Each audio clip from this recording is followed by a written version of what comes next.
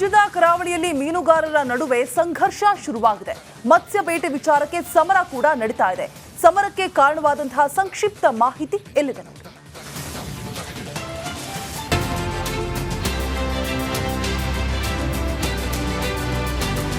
ಸಂಘರ್ಷ, ಮೀನುಗಾರರ ನಡುವೆ ಸಂಘರ್ಷ.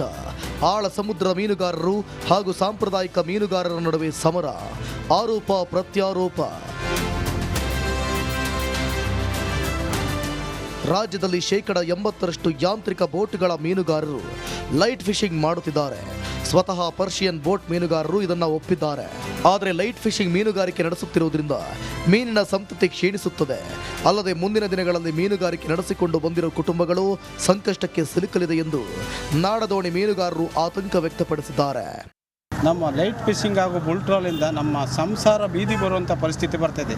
ಇವಾಗ ನಡೆದ್ದೇವೆ. ಇವಾಗಲೇ 13 ವರ್ಷದಿಂದ ಈ ಲೈಟ್ ಫಿಶಿಂಗ್ ಮತ್ತು ಬುಲ್ಟ್ರಾಲ್ ತಯಾರಾಗಿದೆ. ಅದರಿಂದ ಏನೋ ಮೇ ತಿಂಗಳವರೆಗೂ ಆಗುವಂಥ ನಮ್ಮ ಸಾಂಪ್ರದಾಯಿಕ ಸಣ್ಣ ದೋಣಿಯವರಿಗೆ ಏನೇನೋ ಉದ್ಯೋಗ ಆಗ್ತಿದೆ, ಸಂಸಾರ ನೆರೆಯುವಂಥ ಇದರಲ್ಲಿ ಇವಾಗ ಒಂದು 2 ವರ್ಷದಿಂದ ನಾವು ಬೀದಿ ಬರುವಂಥ ಪರಿಸ್ಥಿತಿ ಬರ್ತಿದೆ.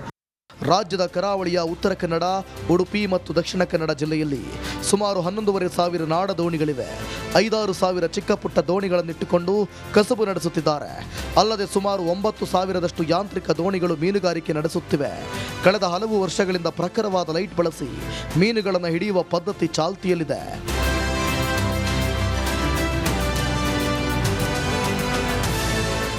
ಈಗಾಗಲೇ ಗೋವಾ, ಕೇರಳ ಸೇರಿದಂತೆ ಇತರೆ ರಾಜ್ಯಗಳಲ್ಲೂ ಇದೇ ರೀತಿಯ ಮೀನುಗಾರಿಕೆ ನಡೆಸಲಾಗುತ್ತಿದೆ. ಹೀಗಾಗಿ ನಾವು ಕೂಡ ಲೈಟ್ ಬಳಸಿ ಮೀನು ಹಿಡಿಯುತ್ತಿದ್ದೇವೆ ಅಂತ ಪರ್ಷಿಯನ್ ಬೋಟ್ ಮೀನುಗಾರರು ಹೇಳಿದ್ದಾರೆ. ಒಂದು ವೇಳೆ ಅನ್ಯ ರಾಜ್ಯದವರು ಲೈಟ್ ಫಿಶಿಂಗ್ ಬ್ಯಾನ್ ಮಾಡಿದ್ರೆ ನಾವು ಕೂಡ ನಿಲ್ಲಿಸುತ್ತೇವೆ ಎಂದಿದ್ದಾರೆ. ಕರ್ನಾಟಕ ಇರ್ಬೋದು, ಕೇರಳ ಇರ್ಬೋದು, ತಮಿಳುನಾಡು ಇರ್ಬೋದು, ಎಲ್ಲ ಕಡೆ ಆ ಮೀನುಗಾರಿಕೆ ಮಾಡ್ತಿದ್ದಾರೆ. ಒಂದು ವೇಳೆ ನಾವು ನಿಲ್ಲಿಸಿದ್ರು ಆ ಮೀನನ್ನು ಆ ರೀತಿಯ ಬೆಳಕು ಮೀನುಗಾರಿಕೆ ಮಾಡಿ ಅವರು ತಗೊಂಡು ಹೋಗ್ತಿದ್ದಾರೆ. ಆದ ಕಾರಣ ಕರ್ನಾಟಕದ ಮೀನುಗಾರರಿಗೂ ನಷ್ಟ. ಒಂದು ವೇಳೆ ಭಾರತ ರಾಜ್ಯದಾದ್ಯಂತ ನಿಷೇಧ ಮಾಡಿದ್ರು ಅಂತಾರಾಷ್ಟ್ರೀಯ ಬೋಟ್ಗಳು ಬಂದು ಆ ಮೀನುಗಾರನ್ನು ಹಿಡ್ಕೊಂಡು ಹೋಗುತ್ತದೆ. ಅಂತಾರಾಷ್ಟ್ರೀಯ ಮಟ್ಟದಲ್ಲಿ ಲೈಟ್ ಫಿಶಿಂಗ್ ಚಾಲು ಇದೆ. ಆದ ಕಾರಣ ನಾವು ಬರೀ ರಾಜ್ಯ ಅಥವಾ ರಾಷ್ಟ್ರದಲ್ಲಿ ನಿಲ್ಲಿಸುವುದಲ್ಲ, ಎಲ್ಲ ರಾಷ್ಟ್ರವ್ಯಾಪಿಯ ಮೀನುಗಾರಿಕೆ ಮಾಡುವಾಗ ಅದಕ್ಕೆ ನಾವು ಅನುಮತಿ ಕೊಡುವುದು ಒಳ್ಳೆಯದು ಅಂತೇಳಿ ನಮ್ಮ ಒಂದು ವಿನಂತಿ. ಒಟ್ನಲ್ಲಿ ಲೈಟ್ ಫಿಶಿಂಗ್ ಮೀನುಗಾರಿಕೆಯಿಂದ ಮೀನು ಸಂತತಿ ನಾಶವಾಗುತ್ತಿದೆ ಎಂದು ನಾಡದೋಣಿ ಮೀನುಗಾರರು ಆರೋಪಿಸಿದ್ದಾರೆ. ಇದಕ್ಕೆ ಪ್ರತಿಯಾಗಿ ಪರ್ಷಿಯನ್ ಬೋಟ್ಗಳ ಮೀನುಗಾರಿಕೆಯಿಂದ ಯಾವುದೇ ಧಕ್ಕೆಯಾಗುತ್ತಿಲ್ಲ ಎಂಬ ಅಭಿಪ್ರಾಯ ಕೇಳಿಬಂದಿದೆ. ಶೇಷಗಿರಿ ಮುಂಡಳ್ಳಿ, ರಿಪಬ್ಲಿಕ್ ಕನ್ನಡ, ಕಾರವಾರ.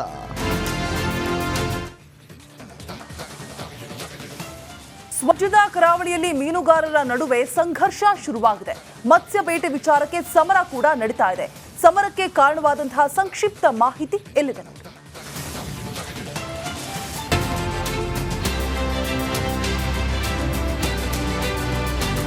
ಸಂಘರ್ಷ, ಮೀನುಗಾರರ ನಡುವೆ ಸಂಘರ್ಷ. ಆಳ ಸಮುದ್ರ ಮೀನುಗಾರರು ಹಾಗೂ ಸಾಂಪ್ರದಾಯಿಕ ಮೀನುಗಾರರ ನಡುವೆ ಸಮರ. ಆರೋಪ ಪ್ರತ್ಯಾರೋಪ. ರಾಜ್ಯದಲ್ಲಿ 80% ಯಾಂತ್ರಿಕ ಬೋಟ್ಗಳ ಮೀನುಗಾರರು ಲೈಟ್ ಫಿಶಿಂಗ್ ಮಾಡುತ್ತಿದ್ದಾರೆ. ಸ್ವತಃ ಪರ್ಷಿಯನ್ ಬೋಟ್ ಮೀನುಗಾರರು ಇದನ್ನ ಒಪ್ಪಿದ್ದಾರೆ. ಆದರೆ ಲೈಟ್ ಫಿಶಿಂಗ್ ಮೀನುಗಾರಿಕೆ ನಡೆಸುತ್ತಿರುವುದರಿಂದ ಮೀನಿನ ಸಂತತಿ ಕ್ಷೀಣಿಸುತ್ತದೆ. ಅಲ್ಲದೆ ಮುಂದಿನ ದಿನಗಳಲ್ಲಿ ಮೀನುಗಾರಿಕೆ ನಡೆಸಿಕೊಂಡು ಬಂದಿರುವ ಕುಟುಂಬಗಳು ಸಂಕಷ್ಟಕ್ಕೆ ಸಿಲುಕಲಿದೆ ಎಂದು ನಾಡದೋಣಿ ಮೀನುಗಾರರು ಆತಂಕ ವ್ಯಕ್ತಪಡಿಸಿದ್ದಾರೆ. ನಮ್ಮ ಲೈಟ್ ಫಿಶಿಂಗ್ ಹಾಗೂ ಬುಲ್ಟ್ರಾಲಿಂದ ನಮ್ಮ ಸಂಸಾರ ಬೀದಿ ಬರುವಂಥ ಪರಿಸ್ಥಿತಿ ಬರ್ತಿದೆ. ಇವಾಗ ನಡೆದ್ದೇವೆ. ಇವಾಗಲೇ 13 ವರ್ಷದಿಂದ ಈ ಲೈಟ್ ಫಿಶಿಂಗ್ ಮತ್ತು ಬುಲ್ಟ್ರಾಲ್ ತಯಾರಾಗಿದೆ.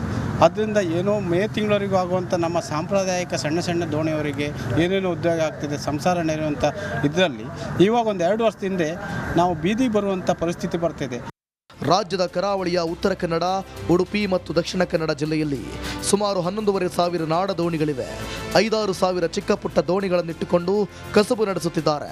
ಅಲ್ಲದೆ ಸುಮಾರು 9,000 ಯಾಂತ್ರಿಕ ದೋಣಿಗಳು ಮೀನುಗಾರಿಕೆ ನಡೆಸುತ್ತಿವೆ. ಕಳೆದ ಹಲವು ವರ್ಷಗಳಿಂದ ಪ್ರಖರವಾದ ಲೈಟ್ ಬಳಸಿ ಮೀನುಗಳನ್ನು ಹಿಡಿಯುವ ಪದ್ಧತಿ ಚಾಲ್ತಿಯಲ್ಲಿದೆ.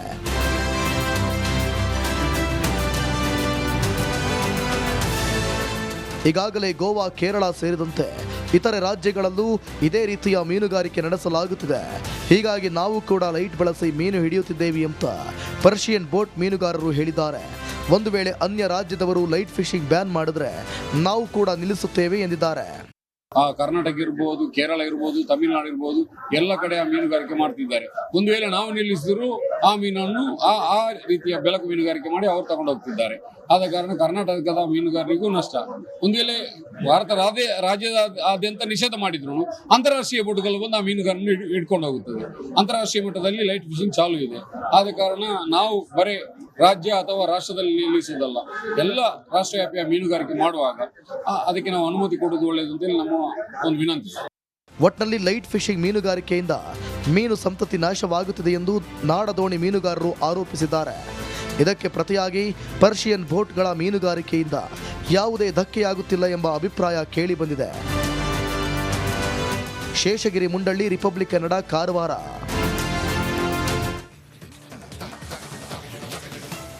ಸ್ವಂತ ವಾಹನ ರಾಜ್ಯದ ಕರಾವಳಿಯಲ್ಲಿ ಮೀನುಗಾರರ ನಡುವೆ ಸಂಘರ್ಷ ಶುರುವಾಗಿದೆ. ಮತ್ಸ್ಯ ಬೇಟೆ ವಿಚಾರಕ್ಕೆ ಸಮರ ಕೂಡ ನಡೀತಾ ಇದೆ. ಸಮರಕ್ಕೆ ಕಾರಣವಾದಂತಹ ಸಂಕ್ಷಿಪ್ತ ಮಾಹಿತಿ ಎಲ್ಲಿದೆ ನೋಡಿ.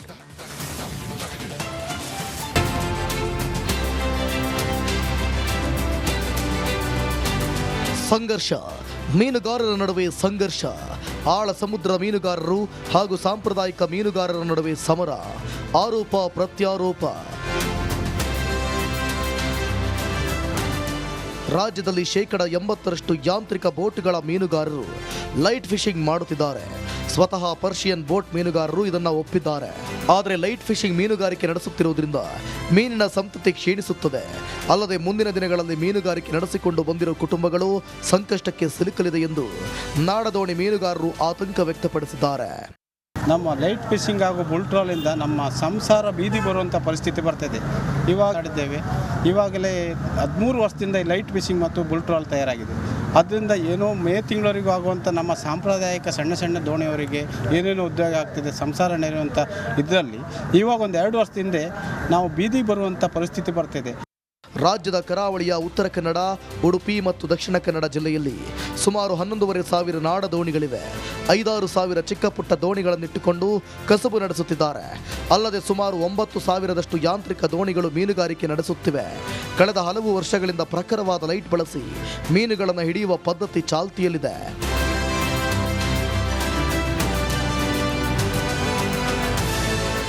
ಈಗಾಗಲೇ ಗೋವಾ, ಕೇರಳ ಸೇರಿದಂತೆ ಇತರೆ ರಾಜ್ಯಗಳಲ್ಲೂ ಇದೇ ರೀತಿಯ ಮೀನುಗಾರಿಕೆ ನಡೆಸಲಾಗುತ್ತಿದೆ. ಹೀಗಾಗಿ ನಾವು ಕೂಡ ಲೈಟ್ ಬಳಸಿ ಮೀನು ಹಿಡಿಯುತ್ತಿದ್ದೇವೆ ಅಂತ ಪರ್ಷಿಯನ್ ಬೋಟ್ ಮೀನುಗಾರರು ಹೇಳಿದ್ದಾರೆ. ಒಂದು ವೇಳೆ ಅನ್ಯ ರಾಜ್ಯದವರು ಲೈಟ್ ಫಿಶಿಂಗ್ ಬ್ಯಾನ್ ಮಾಡಿದ್ರೆ ನಾವು ಕೂಡ ನಿಲ್ಲಿಸುತ್ತೇವೆ ಎಂದಿದ್ದಾರೆ. ಕರ್ನಾಟಕ ಇರ್ಬೋದು, ಕೇರಳ ಇರ್ಬೋದು, ತಮಿಳುನಾಡು ಇರ್ಬೋದು, ಎಲ್ಲ ಕಡೆ ಆ ಮೀನುಗಾರಿಕೆ ಮಾಡ್ತಿದ್ದಾರೆ. ಒಂದು ವೇಳೆ ನಾವು ನಿಲ್ಲಿಸಿದ್ರು ಆ ಮೀನನ್ನು ಆ ರೀತಿಯ ಬೆಳಕು ಮೀನುಗಾರಿಕೆ ಮಾಡಿ ಅವರು ತಗೊಂಡು ಹೋಗ್ತಿದ್ದಾರೆ. ಆದ ಕಾರಣ ಕರ್ನಾಟಕದ ಮೀನುಗಾರರಿಗೂ ನಷ್ಟ. ಒಂದು ವೇಳೆ ಭಾರತ ರಾಜ್ಯದಾದ್ಯಂತ ನಿಷೇಧ ಮಾಡಿದ್ರು ಅಂತಾರಾಷ್ಟ್ರೀಯ ಬೋಟ್ಗಳು ಬಂದು ಆ ಮೀನುಗಾರನ್ನು ಹಿಡ್ಕೊಂಡು ಹೋಗುತ್ತದೆ. ಅಂತಾರಾಷ್ಟ್ರೀಯ ಮಟ್ಟದಲ್ಲಿ ಲೈಟ್ ಫಿಶಿಂಗ್ ಚಾಲು ಇದೆ. ಆದ ಕಾರಣ ನಾವು ಬರೀ ರಾಜ್ಯ ಅಥವಾ ರಾಷ್ಟ್ರದಲ್ಲಿ ನಿಲ್ಲಿಸುವುದಲ್ಲ, ಎಲ್ಲ ರಾಷ್ಟ್ರವ್ಯಾಪಿಯ ಮೀನುಗಾರಿಕೆ ಮಾಡುವಾಗ ಅದಕ್ಕೆ ನಾವು ಅನುಮತಿ ಕೊಡುವುದು ಒಳ್ಳೆಯದು ಅಂತೇಳಿ ನಮ್ಮ ಒಂದು ವಿನಂತಿ. ಒಟ್ನಲ್ಲಿ ಲೈಟ್ ಫಿಶಿಂಗ್ ಮೀನುಗಾರಿಕೆಯಿಂದ ಮೀನು ಸಂತತಿ ನಾಶವಾಗುತ್ತಿದೆ ಎಂದು ನಾಡದೋಣಿ ಮೀನುಗಾರರು ಆರೋಪಿಸಿದ್ದಾರೆ.